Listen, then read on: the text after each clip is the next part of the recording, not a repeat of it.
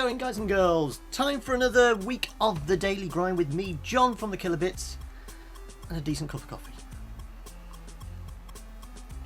Oh, that's hot.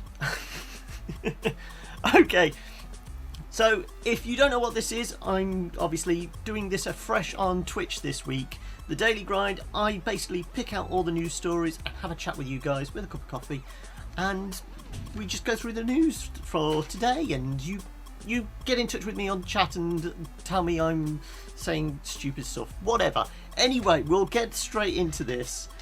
And today, obviously, it's running up to Christmas, and this kind of story broke, I think it was not long after I finished the broadcast on Friday. Yes, details for the new Steam sales have come out. Well, they got leaked. Both the autumn and the winter sales.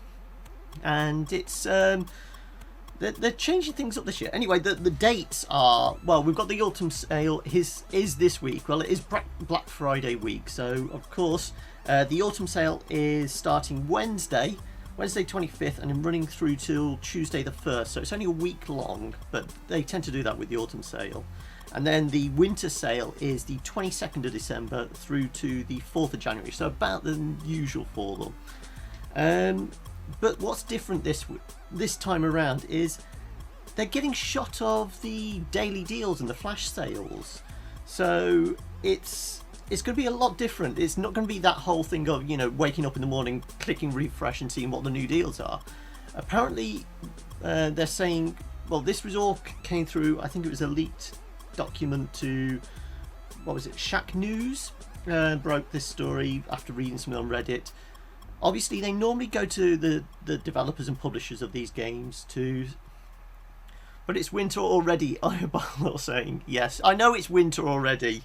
It's fucking freezing out there. But yeah, anyway, yes. They normally go to the developers and the publishers and say, right, we're having the sale. We want two prices. We want a regular sale price and then a deep discount sale price. And that's obviously for what the daily deals are. But they're getting shot at that this time. So we are just going to have one price for the whole of the sale. Now, this has got me thinking, is this going to be the usual regular sale prices that everyone gets? Is it just going to be like the 50-60% off? Or are we going to get that kind of 70 to 90% discount that we usually get on the daily deals and the flash sales? Because if we've got that opportunity throughout the entire sale, that's great. But if it's just the regular sale price, then I don't know. I mean, this is all good for consumers. Obviously, we know where we stand. We're not going to be having Gabe holding our wallets to ransom, because there's going to be enough of that this week with Black Friday, Amazon sales, and God knows what else. Anyway, what else to say? At least I won't cry when a game goes slower. Yes, that is the big thing. Obviously, that is the biggest advantage to consumers. Obviously, we don't have to. The price we see is the price it's going to be for that entire sale duration. But as I said, are we going to get those kind of 70-90% discounts, or is it just going to be like 50%, 30 to 50%? We'll have to wait and see. Obviously, we'll find out as of Wednesday. What are you guys looking to get on sale? Admittedly, I'm going to see if Witcher 3 is on sale. I haven't got it yet, so that is one I am keeping an eye on, whether it's going to be autumn or winter sale. Dark kind of dailies, this kind of fun waiting for the game. Yeah. That is the element, the fun element. Obviously, Valve being Valve, they're going to be doing something with the cards. Whether we get, like we did during the summer sale, the whole monster clicker thing, they're going to gamify the whole event somehow, and I'm guessing it will be something like the monster clicker thing, because that was hugely popular. Fran was addicted, I know. This is footage from her vlog. I'll put a link on the VOD once it goes out. You can check that out obviously on the YouTube channel. You want Fallout 4 for £5? I don't think that's going to happen. Sorry. If Fallout 4 is a £5, I think everyone will be buying it. Yeah, so yeah, do let me know in the chat, or once this video goes out on the comments, do let me know in the comments below what you're looking forward to in the sale and what you think Valve might do as kind of gamifying everything, because they will do. Is it going to be something like the monster clicker thing? I can see it being like a mini game thing rather than, what was it, the weird treasure hunt one they had, what was it, last Christmas, where we all had to have teams, and then if we brought so much in that team, that team, there was like 100 people in that team got, you know, vouchers or something. That was weird. The monster clicker one kind of made sense, and until people started gaming it, you know, creating macros and things like that. Can Steam make a desktop so I can buy a little okay, all right, I've got to move on, because I think this is going to take up a lot. Yeah, because I am doing my Christmas shopping this week. It's Black Friday, so all the sales are on, so I'm going to be keeping an eye on all the sales, and I dare say Gabe's going to get some of my money. Anyway, moving on. Yeah, Bloodborne. Obviously, the new DLC is out tomorrow. What is it? The Old Hunters. And we had a big patch drop. Was it a couple of days, 2-3 days ago? 9 gigabytes worth. And obviously, everybody dived into it to see what was going to be in the Old Hunters DLC.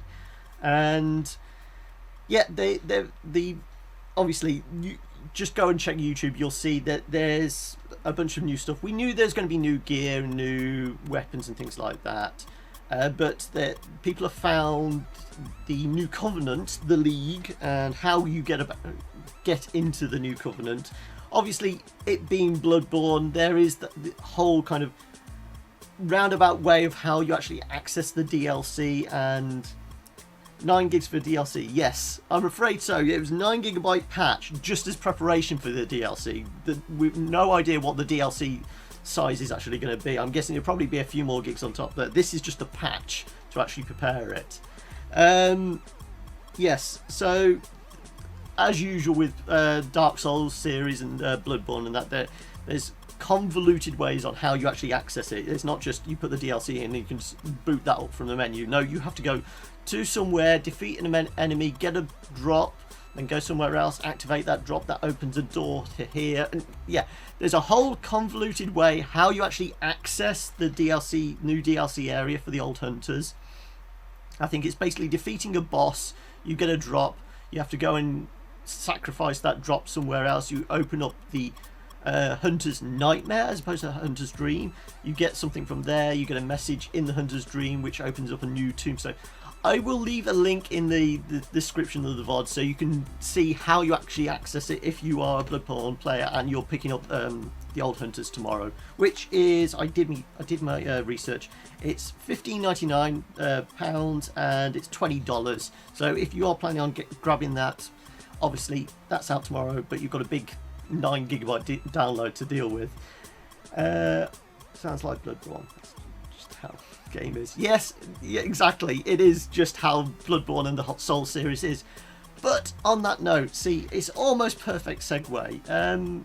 This news also came out. Apparently, in an interview, Miyazaki has said both himself and the team at From Software are thinking that Dark Souls 3 next year is going to be the end of kind of the Souls series, both Souls and Bloodborne.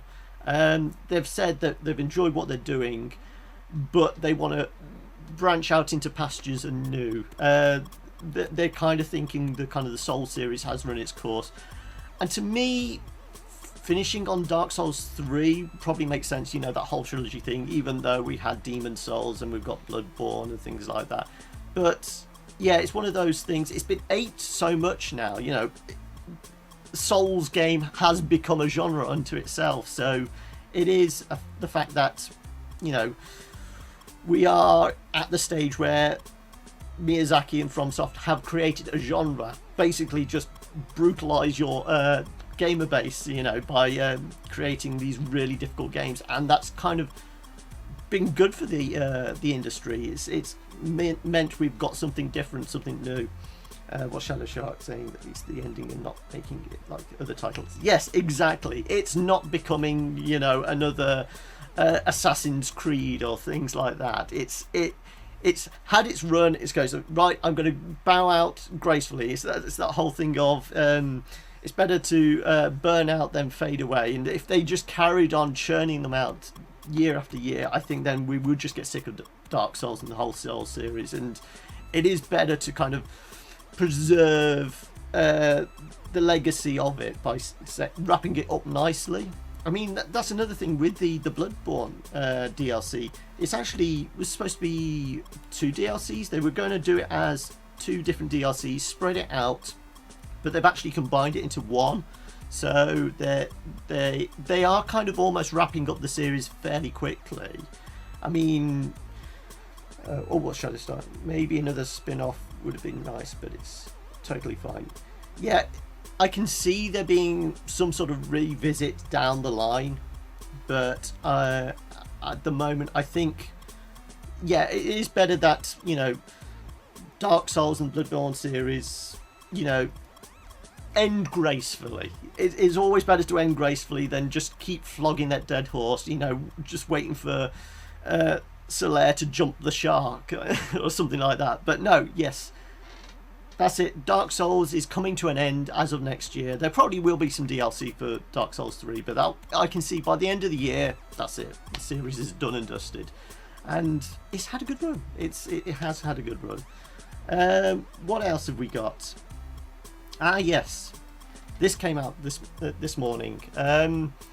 Payday 2. Now, I've been reporting on this back and forth for the last couple of weeks. Obviously, there has been all the controversy over the the Crime Fest saves microtransactions thing that Overkill did, and basically it involved microtransactions, which they said they would never do. They would never include microtransactions in Payday 2, and that statement kicked their asses, because you should never say something on the internet because it will always be out there, he says, as he's doing a video that is always going to be out there. Yes, it is one of those things. They said there'd never be microtransactions, but with the latest Crime Fest and that, they did this whole thing of microtransactions to buy drills to get into safes. And it was all a little weird, and it was very convoluted how they did it, and people just didn't like it because it almost became pay to win.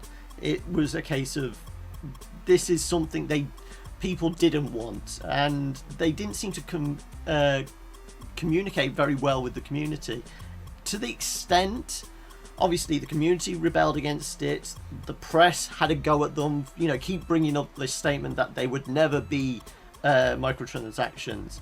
And then last week, the actual moderators from the Steam group said, right, that's it, we're going on strike. We've had enough of the community having a go at us. We're just as pissed off. We are the dedicated fans of this game. This is why we're doing the moderating for free.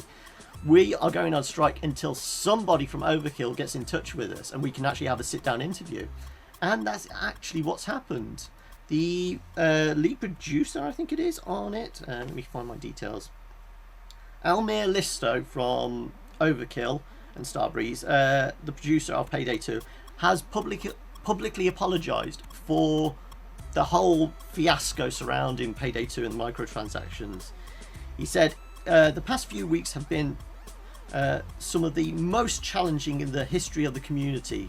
Players have been angry with us, media have written about us en masse, and our volunteer moderators went on strike. We will do our best to improve as soon as possible. So yeah, he basically did like a 2-hour Skype interview with the moderators, and I will leave a link down below to the kind of the Steam update and that video. So if you want to check that out, that will be in the VOD description once this video goes out. So yes, they have almost done like a mea culpa, saying, yeah, we screwed up, and they've said they're going to be communicating more. I think they've said like 6 or 8 members of the team are going to be spending a lot more time with the community, going through things. I read something about they're flying over some of the Russian tournament players to the offices in Scandinavia, wherever they are, on their own dime to actually talk to them, because obviously this has affected the community in a big way, this whole pay to win.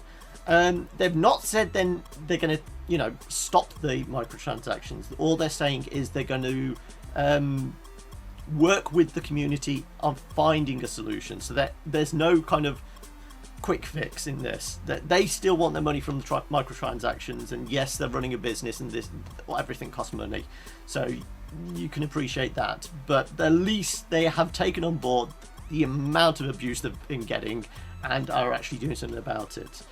So that's a slight positive.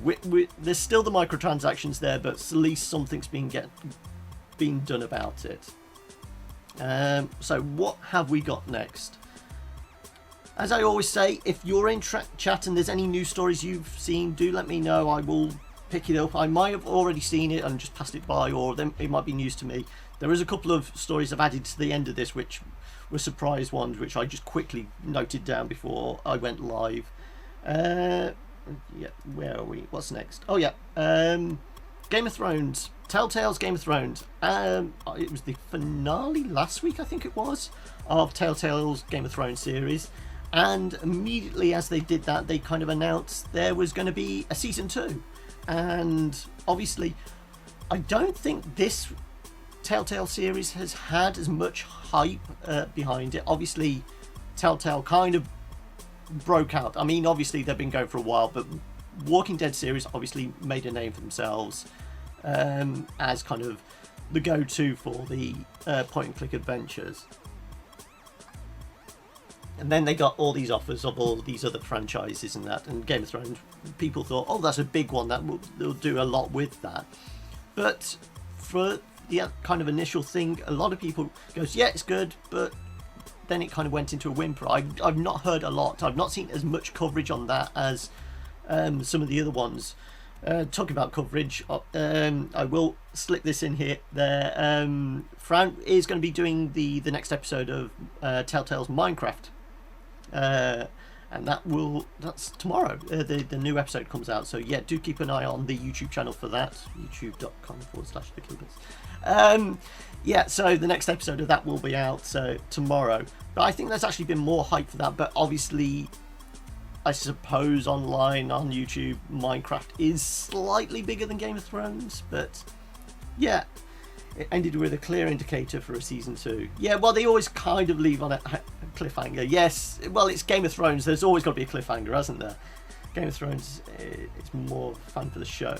Yeah, I suppose it is. Yeah, if you're a fan of the show, because obviously it's almost expanded universe type thing. It's playing with more of the stories surrounding what's in the TV show. And I haven't read the book, so I couldn't say whether it's actually links stories in the books that aren't actually seen on screen.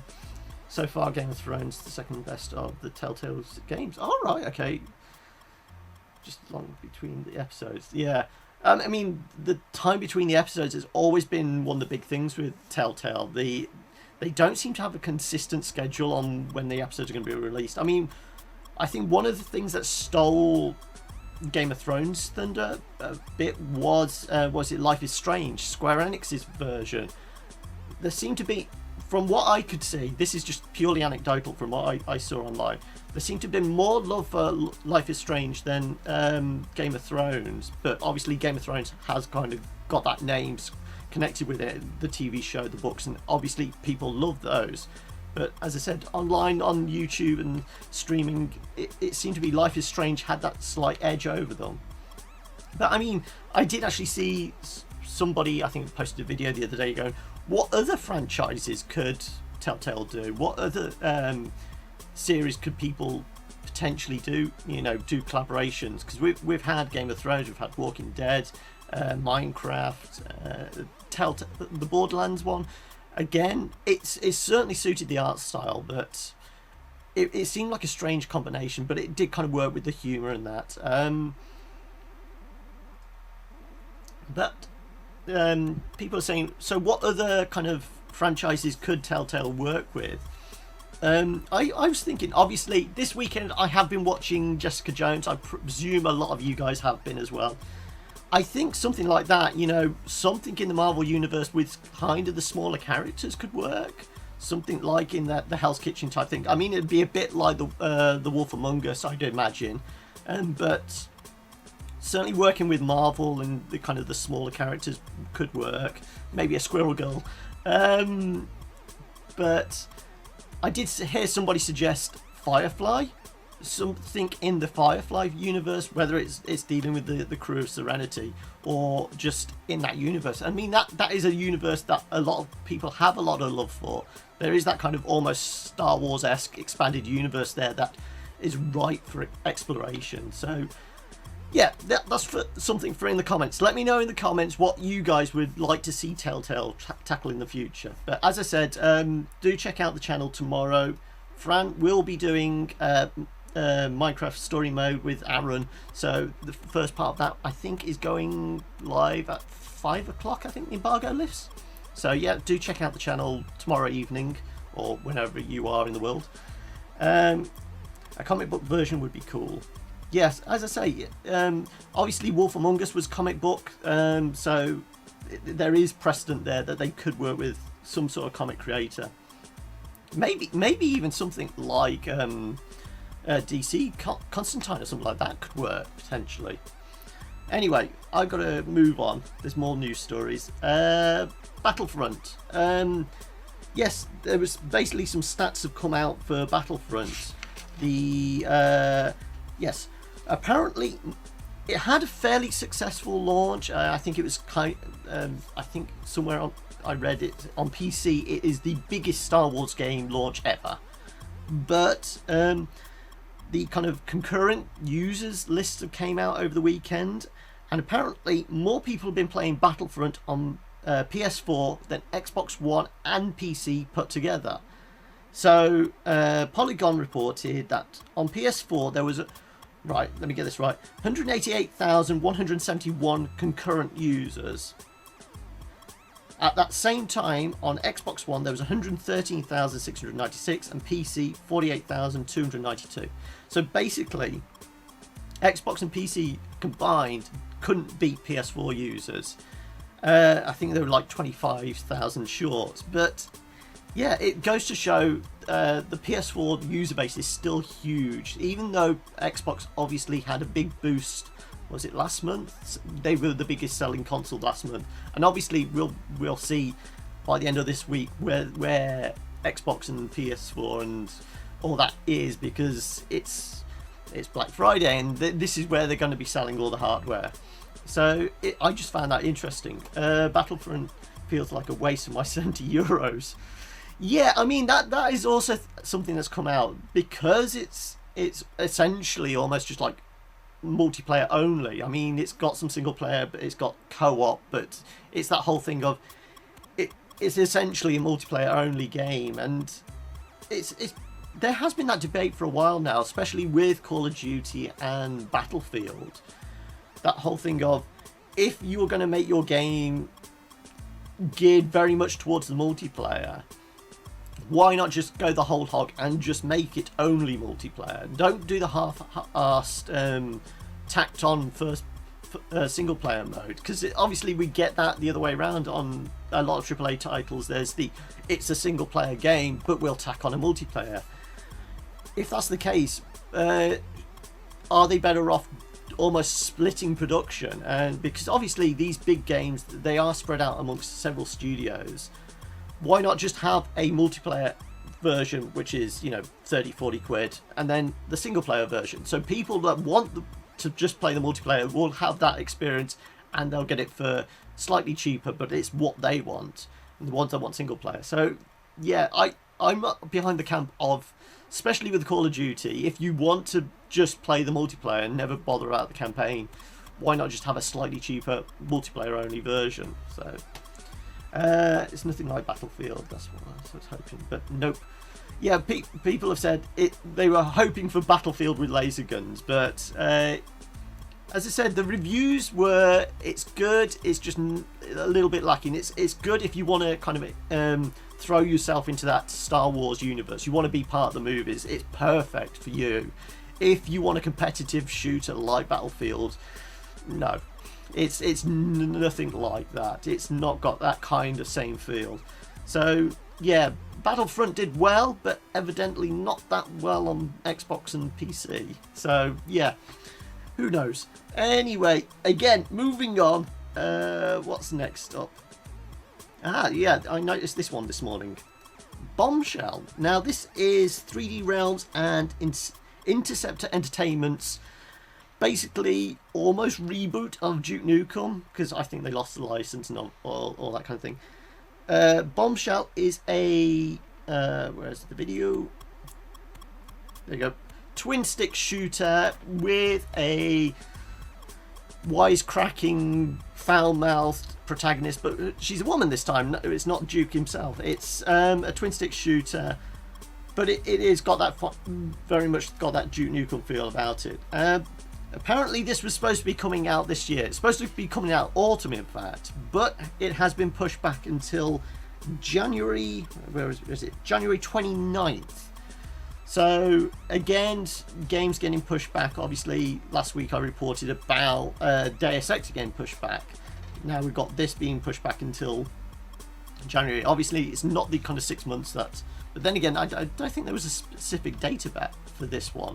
So it's just one of those, oh, it will get there eventually. So yes, more games getting pushed back. Hopefully that means more time for development, but it could just be trying to find a window in the release schedule which isn't going to be dominant, overlooked by everybody because something bigger is out. The whole Tomb Raider thing, you're releasing the same day as Fallout 4. Yeah, you're never going to sell copies of Tomb Raider if you're going up against Fallout 4. Anyway, oh yeah, more news. These are the ones that kind of I spotted just before going live. PES. Now, I don't normally talk about sports games, but this was kind of almost breaking news type thing. Apparently, the Australian, where is it? Where's my details? Australian Classification Board has listed a Pro Evolution Soccer 2016 free-to-play game on their rating site.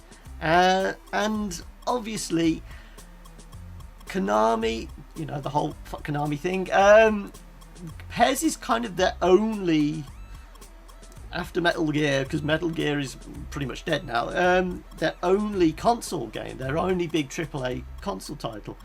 The fact they're going free to play with it is this, them going down more microtransaction route type deal. Obviously this is all speculation. This was just a quick report I saw just before I went live, so I haven't done much digging into it. But it would kind of make sense. Obviously, PES has always struggled to compete with FIFA. There are those two camps. It's almost like Battlefield and Call of Duty, that you have got your FIFA fans and your PES fans. So a way to differentiate and possibly get more people into the franchise and the series would be to go free to play. But yeah, I've got a feeling, Konami being Konami, we're going to have some really dodgy, microtransaction type thing going on. Iobalor's going, ooh, what are you going ooh about? The PES? You're oohing over PES? Okay. Anyway, yes. So yes, potentially a free-to-play. Obviously, I will do more digging if there's any more confirmation or anything like that. I will stick that in tomorrow's daily grind. So do check back with us. What else? Oh, now this was interesting. I thought whether there's much to it, I don't know. BioShock. Apparently, the Take-Two CEO, let me get the name right, Strauss Zelnick, was speaking at a big Investors Day, an MKA Partners Investor Day conference in New York a few days ago or something. Mostly talking about, where Take-Two's going. Mostly talking about working with Ken Levine on his new project, which is still very quiet, and he's saying, I don't want to steal Ken's thunder, but we're really excited to see what he's got going. Every time you say PES, I think of the candy. Okay, right, no, I don't think Konami is selling candy anymore. Right, where was I? Stop confusing me, chat. I'm trying to do Too important news stuff. Yeah, so apparently when talking about what Take-Two is going to be doing in the future, it brought up Ken Levine, and obviously Irrational disappeared, but Ken's working on a new project. That he said Take-Two still own the rights to BioShock, and it's unquestionably a permanent franchise for Take-Two, and they'll announce in due time about any upcoming releases. So there is still hope there that, you know, BioShock, we will see more stuff in the BioShock series. Where it can go next, I don't know. Personally, BioShock Infinite was a pretty decent shooter, but to me didn't feel like a BioShock game. It didn't have that kind of grittiness that the first two had. It had some of that with the DLC. What was it? The noirish investigation one. I can't remember what it was called. Anyway, those ones, that because we went back into kind of the original setting of BioShock, it almost had that same feel again. But where they can go with the series, I don't know. Is this that whole thing of, you know, flogging a dead horse? So it's a case of we own the rights to it, so we might as well just keep churning them out. And also, obviously, with Irrational gone, who's going to pick up the baton with this? You know, what studios? I did read somewhere that it could be 2K Marin, which ones that did was it XCOM Declassified, the god awful third person interpretation of XCOM. So yeah, I've got a feeling that's a dead horse that's about to get flogged. Yeah, we were talking about, you know, series that should go out gracefully. I think BioShock Infinite was probably a pretty good end to the series. Where they can go next, I don't know. I mean, if you guys have got any thoughts of what they could do, because we've done underwater, we've done in the clouds. Where we're going to go next? Space? Is it going to be underground caves? Back in time? Yeah, you've no idea. I don't know where they can go with BioShock. It'd be interesting to hear some of the ideas and see some of the concepts, but I don't know whether I'd want to play another BioShock game. BioShock Infinite kind of turned me off from the series. As I said, it didn't feel like a BioShock game to me. It just felt like a generic shooter with a nice kind of setting and a few cool mechanics, and the voice acting was good. But yeah, space, please. Just make a 3 and finish it correctly. Okay. So that is pretty much it for kind of news, unless you guys have actually seen anything else I could chat about. Infinite was just a spin-off. Yes, it was. It didn't feel like part of the series. That's the problem. So yeah, any other news that you guys want me to talk about? I think I've pretty much covered everything that I saw. I mean, talking about, you know, franchises flogging dead horses.